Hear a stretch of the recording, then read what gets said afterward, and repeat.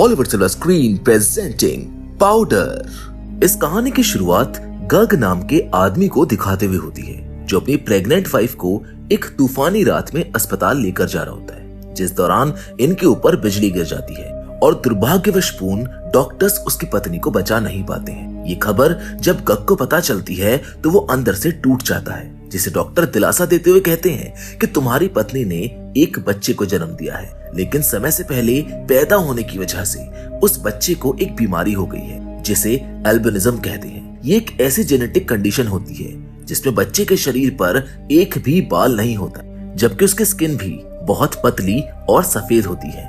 अब जब गग अपने बेटे से मिलने जाता है तो उसको देखकर वो चौंक उठता है, क्योंकि वो बहुत अजीब दिख रहा था। उसका पूरा शरीर सफेद था, जिसके शरीर पर एक भी बाल नहीं था। ये देखकर गग फूट फूट कर रोने लगता है और अपने बच्चे को अपनाने से इनकार कर देता है, जिस वजह से उस बच्चे को उसके दादाजी पालते हैं। लेकिन एक दिन उसके दादाजी की भी मौत हो जाती है। अब इमेजिन कीजिए, एक ऐसा बच्चा जो सबसे अलग है, जिसका इस दुनिया में कोई नहीं है, उसकी कंडीशन कैसी होगी, वो कितना अकेला होगा। उस बच्चे का नाम जेरेमी है, जिसको बेसमेंट में रखा जाता था। जेरेमी के दादा की मौत के बाद पुलिस उनके घर की छानबीन करने आती है, जिन्हें बेसमेंट में जेरेमी मिलता है। पुलिस उसको देखते ही समझ जाती है कि आखिर जेरेमी बेसमेंट में क्यों रहता था। वो सबसे अलग था। वो पुलिस को बताता है कि उसके दादाजी कॉफी बना रहे थे, जिनकी अचानक से गिरकर मौत हो गई। वो उन पुलिस वालों को ये भी बताता है कि उसको धूप से बचाने के लिए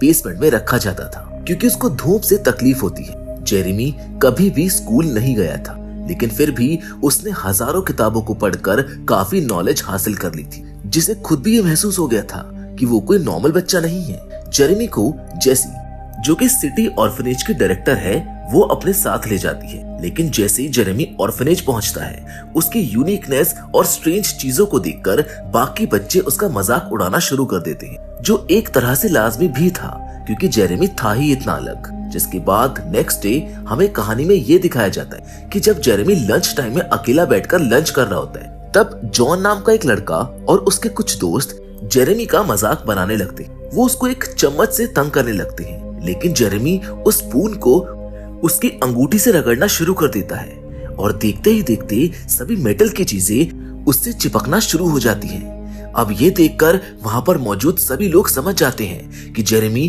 कोई आम लड़का नहीं है, वो बहुत स्पेशल है। उसी दिन जेरेमी को डॉक्टर के पास चेकअप के लिए ले जाया जाता है, जो जेरेमी को बताते हैं कि वो अब बिल्कुल ठीक है और जल्द ही उसको ऐसे लेंसेज दिए जाएंगे जिनसे वो बिना चश्मे के भी धूप में देख सकेगा।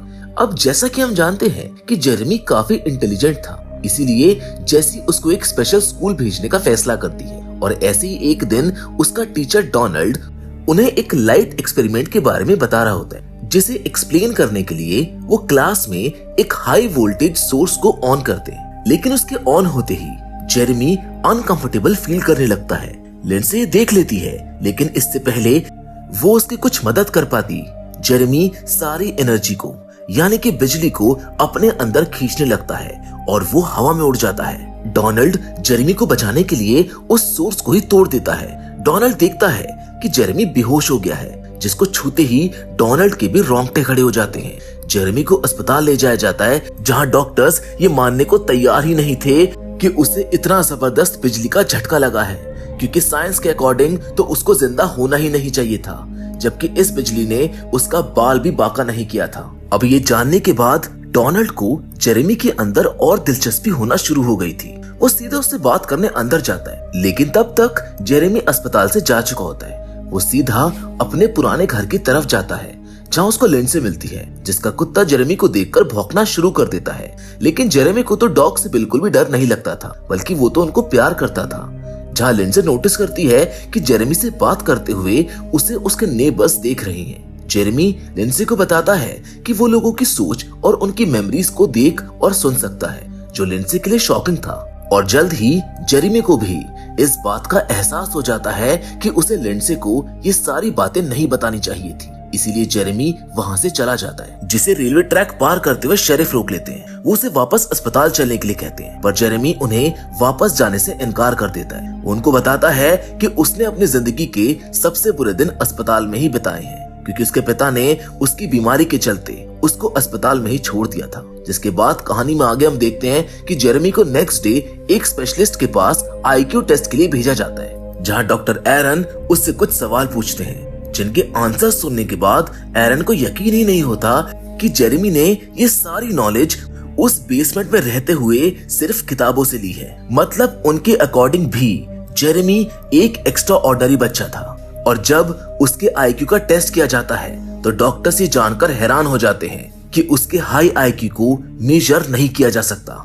अच्छा, एक चीज बहुत यूनिक है कि कोई भी इलेक्ट्रिकल डिवाइसेस जेरेमी की मौजूदगी में अच्छे से काम नहीं करते हैं। जैसी जेरेमी की मदद करना चाहती थी, लेकिन जेरेमी उनसे घर जाने की इजाजत मांगने लगता है, जिस पर जैसी उसको बताती है कि उसके दादाजी का घर गिरवी रखा हुआ था, जो अब नीलाम होने वाला है। अब ये सुनकर जेरेमी काफी दुखी हो जाता है, जिस वजह से उस कमरे की लाइट्स जगमगाने लगती हैं और तब तक नहीं रुकती जब तक वो खराब नहीं हो जाती। और अब मजबूरन उसको वापस अनाथ आश्रम में जाना पड़ता है, जहां एक हफ्ते बाद बच्चों को कैंपिंग के लिए ले जाया जाता है। और हर बार की तरह इस बार भी जेरेमी अकेला ही बैठा होता है। कैंपिंग की ये रात तूफानी रात है, जहां शेरिफ उसके पास आते हैं, जो जेरेमी को अकेला बैठा देखकर समझ जाते हैं कि वो कितना अकेला है।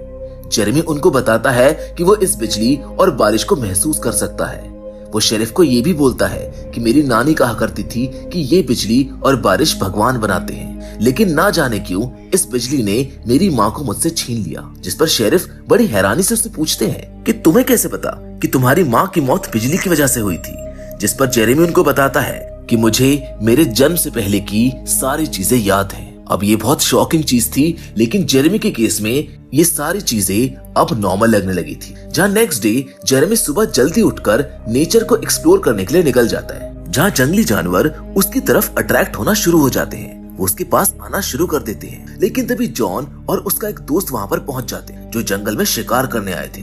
जॉन जेरेमी को पसंद नहीं करता है। उसके पास एक गन भी है, जिसे वो जेरेमी के ऊपर तान देता है। मिच, जो कि जॉन का साथी है, उसको ऐसा करने से मना करता है, लेकिन जॉन नहीं मानता है। वो उसे गोली मारने वाला होता है कि तभी उन्हें एक और गन शॉट की आवाज आती है। ये तीनों उस आवाज के पीछे भागते हैं, जहाँ पर ये देखते हैं कि डेप्यूटी हार्ले ने एक हिरन को गोली मार दी है, जो अब तड़प रहा है। ऐसे हिरन को अपने सामने तड़पता देखकर जेरेमी को बहुत बुरा फील होता है।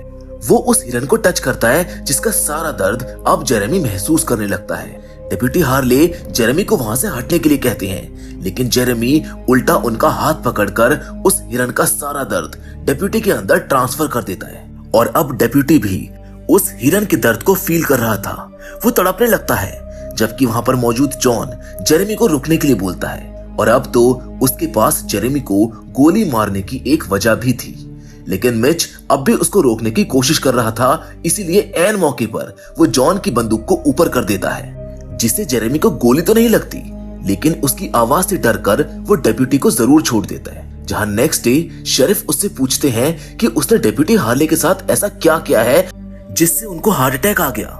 जिस पर जेरेमी उनको बताता है कि उसने तो सिर्फ उस हिरन का दर्द उनको महसूस करवाया था, लेकिन शेरिफ ये मानने को तैयार ही नहीं था। इसीलिए वो जेरेमी को जेसी के साथ वहीं छोड़कर चले जाते हैं। जेरेमी जेसी को बोलता है कि उसको वहां पर नहीं रहना है, क्योंकि यहाँ मौजूद सभी लोग एक नकाब के पीछे जीते हैं। इनके अंदर दया और अच्छाई बची ही नहीं है।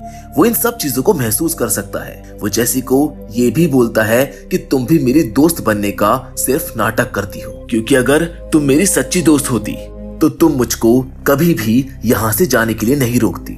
आज जेरेमी अपसेट था, इसीलिए उसको गुस्सा आ जाता है, जिस वजह से वहां पर मौजूद सभी शीशे टूट जाते हैं। दूसरी तरफ जब शेरिफ अपने घर पहुंचते हैं तो उनकी मुलाकात डॉक्टर ड्वेन से होती है। वो उनकी बीमार बीवी का चेकअप करने आया था, जो शेरिफ को बताता है कि उसके पास इस बात का कोई जवाब नहीं है कि आखिर उसकी बीवी एमा जिंदा कैसे है। उसे तो अब तक मर जाना चाहिए था। ड्वेन शेरिफ को जल्द से जल्द एमा को अस्पताल में एडमिट करने के लिए कहता है, मगर शेरिफ इसके लिए बिल्कुल भी तैयार नहीं होता है, क्योंकि उसका ये मानना था कि अगर एमा होश में भी होती तब भी वो अपने आखिरी पलों को अपने घर में ही बिताती। जहां आगे अब हम देखते हैं कि जेरेमी रात को अकेले अपनी मेस में बैठा होता है, जिसके पास उसके प्रोफेसर डोनाल्ड आते हैं, जो उसे समझाने की कोशिश करते हैं कि वो सबसे बहुत अलग है और जब से उसने उसको छुआ है तब से उसके अंदर भी एक अलग सी ऊर्जा बह रही है। मतलब वो खुद को अब काफी एक्टिव महसूस कर रहा है। जिसके बाद डोनाल्ड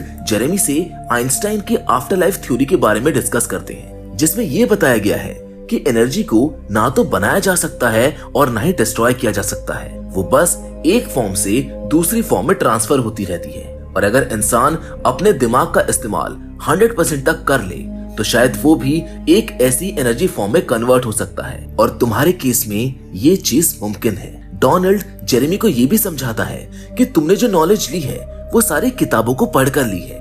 तुम्हें ह्यूमंस इमोशन और उनके बिहेवियर के बारे में ज्यादा नॉलेज नहीं है। यही वजह है कि तुम बार बार इस चीज से हर्ट हो रहे हो। इसीलिए मैं तुम्हारी मदद करना चाहता हूँ इन सब चीजों को तुम्हें सिखाने के लिए।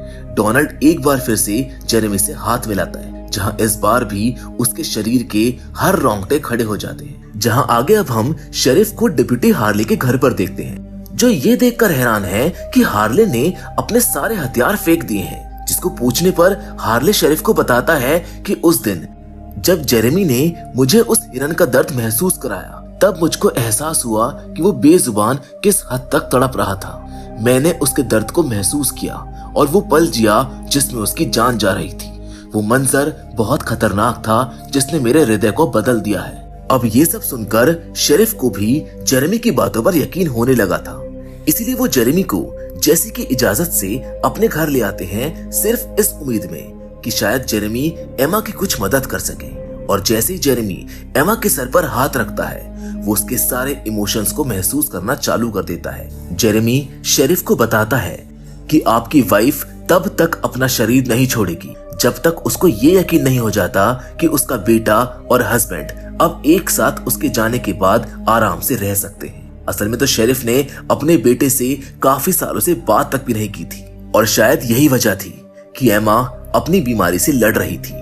लेकिन अभी भी शेरिफ को जेरेमी की बातों पर यकीन नहीं होता। इसीलिए जेरेमी शेरिफ को उसके बेटे स्टीव के बचपन की एक ऐसी बात बताता है जो या तो उसको या फिर उसकी वाइफ एमा को ही मालूम होनी चाहिए थी। जिसको सुनते ही शेरिफ को ये यकीन हो जाता है कि जेरेमी शायद एमा से बात कर पा रहा है। उसे भरोसा हो गया था, जिसके बाद एमा आखिरी पलों के लिए अपनी आंखें खोलती है और सुकून से इस दुनिया को अलविदा कहकर चली जाती है। ये खबर सुनकर स्टीव भी अपने पापा के पास आता है, जिन्हें वो सालों बाद गले लगाकर सारे गिले शिकवे दूर कर लेता है। जहाँ कहानी में हम आगे देखते हैं कि लिंडसे कुछ दिनों के बाद जेरेमी को पार्क में मिलने के लिए बुलाती है। वो इस मौके पर जानना चाहती थी कि लोग अंदर से कैसे होते हैं, जिस पर जेरेमी लिंडसे को बताता है कि लोग अभी भी खुद से और अपने आसपास की चीजों से जुड़े हुए नहीं हैं। दरअसल इंसानी दिमाग इतनी क्षमता रखता ही नहीं है कि वो इन सब चीजों को ऑब्जर्व कर सके। दुनिया की हर जीवित चीज एक दूसरे के साथ कनेक्टेड है। लिंडसे को तो अभी भी ये सारी बातें समझ में आ ही नहीं रही थी। इसीलिए जेरेमी उसका हाथ पकड़कर उसको समझाने की कोशिश करता है, जिसके छूते ही लिंडसे वो सब महसूस करने लगती है जो जेरेमी किया करता है। उसको पता चल जाता है कि जेरेमी को उसके फादर ने पैदा होते ही अस्पताल में छोड़ दिया था। लिंडसे ये जानकर जेरेमी से बहुत ज्यादा कनेक्ट हो जाती है और वो दोनों एक दूसरे के काफी करीब आ जाते हैं। लेकिन तभी लिंडसे के फादर उन दोनों को देख लेते हैं, जो जेरेमी को वार्न करते हैं कि तुम्हें मेरी बेटी से दूर रहना होगा, नहीं तो तुम्हारे लिए अच्छा नहीं होगा। उधर जैसी भी जेरेमी को लिंडसे के फादर से बचाने के लिए आ जाती है। अब इतना कुछ झेलने के बाद जेरेमी वहां से दूर जाने का फैसला करता है, जहां वो एक आखिरी बार वापस से अपने ऑर्फनेज में जाता है, जहां बास्केटबॉल कोर्ट में उसे जॉन और उसके साथी घेर लेते हैं। जिधर गलती से जेरेमी जॉन को टच कर लेता है, जहां पर उसको जॉनी के एक बहुत बड़े राज के बारे में पता चलता है। दरअसल जॉन ने बचपन में अपने अंकल से बहुत मार खाई है। यही वजह है कि जॉन इतना गुस्सैल और चिड़चिड़ा हो गया है। जॉन का राज खुलने की वजह से जॉन बहुत गुस्से में आ जाता है, जो जेरेमी के सारे कपड़े उतार कर उसको परेशान करने लगता है। अब जेरेमी को भी इस चीज से गुस्सा आता है, इसीलिए वो वहां पर पड़ी सारी लोहे की चीजों को अट्रैक्ट करने लगता है। और सिर्फ इतना ही नहीं, इन सब की धक्का मुक्की के बीच में जेरेमी के ऊपर एक बार फिर से बहुत जोर से बिजली गिर जाती है, जिसके झटके से ये सब लोग नीचे गिर जाते हैं। इस बिजली के असर की वजह से जॉन का दिल धड़कना बंद कर देता है, जिसे जेरेमी अपने हाथ से बिजली के झटके देकर दोबारा शुरू कर देता है। मतलब उसने जॉन को सीपीआर दिया है। ये एक चमत्कार था जिसने जॉन की जान बचा ली थी।